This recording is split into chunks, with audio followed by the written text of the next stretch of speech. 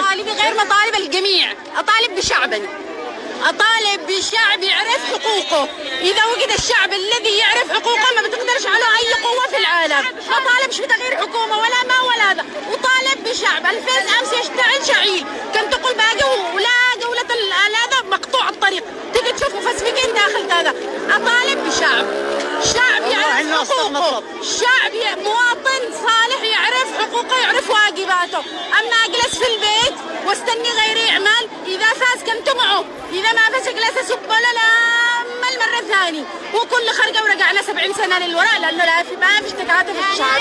نريد شعب، والله إنه أصدق مطلب. نريد شعب. إذا وجد الشعب الصح بتوجد الحكومة الصح ونغير.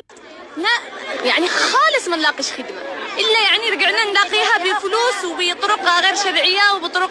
فين الحكومة من هذه الأشياء؟ نحن نشتيهم هذول يتحاسبوا، نشتي ناس صحيحة يعني تعز مليئة بالنماذج يعني الرهيبة. ليش ما تمسكش هذه المناصب؟ ليش يديروا لنا المناصب للناس الفاسدين؟ أيوة، أنت مستعدة تكوني المنصب؟ مستعدة أمسك أي منصب علشان إني أنفع المحافظة حقي. أو الآن محافظ عشان ما حد يقدر الآن اللي تجي تروح لعند أي حد يقول لك أصلا المحافظ.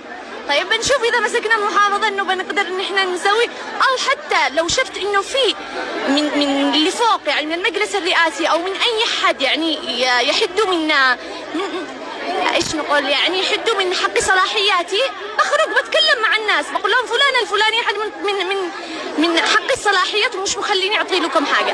اما جالس ماسك ايوه واطرحه وبنسحب، بقول لهم يا شعب هذه لكم، ها شوفوا انتم اخرجوا شوفوا. لكن جالسين يستغبون احنا ويستجهلون احنا. جالس كل واحد ماسك منصبه ويقول لك انا اصلا مش بيدي حاجه. كيف مش بيدك حاجه؟ بيدك منصب. اذا واحد من المرشحين الجدد للمحافظ وقد شحبتوا أين هم الرجال؟ إذا لم يستطيعوا أن يعملوا أي عمل يتركوا الكراسي للنساء. نحن لها خانعين قانعين مذلين، أذلونا وأذلوا أنفسهم. عيب، يكفينا مذلة، يكفينا لا تعليم لا صحة لا ماء لا كهرباء لا أمن لا أمان، بكل مؤسسة فاسد. وصلنا بتعز الحالة يرثى لها. تعز تفتقر لأبسط الخدمات، لا ماء لا كهرباء لا انضباط أمن لا أمان، عشوائية، السعر كله مصرف كلهم بعملة كلهم. بتعز ما يتعاملكش بالعملة اليمني، خلاص تطوروا يتعاملك يشتغل بالدولار يشتغل بالسعودي. أي حل وصلنا له بتعز. متناقع مطلبنا دقيق، نشتي دقيق، نشتي ناكل، نشتي نشرب، صعب هذا الشيء.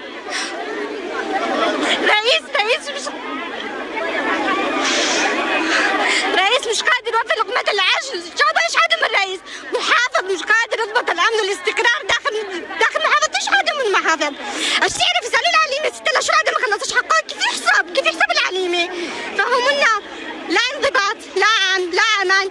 تعز لا تبكيش على اللي ما تبكي للي على اللي عاد عايش. نحن نموت باليوم 1000 مرة ومرة. كأننا أصبنا بتعويذة عجوزة مشمطة تسمى حرب، أو بالأصح لعنة فساد. نحن واقعين في مستنقع من الفساد.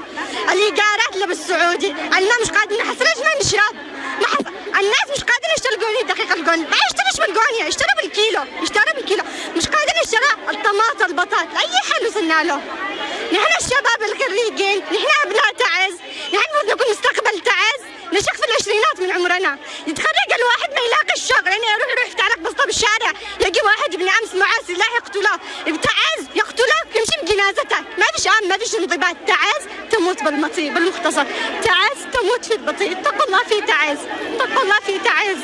الميليشيات مش ذلك الميليشيات فقط اللي عملوا لنا حملة قبل فترة المواطنين اللي معاهم سلاح، لا الميليشيات اللي بالشارع اللي يلعبوا فوضهم العساكر نفسهم.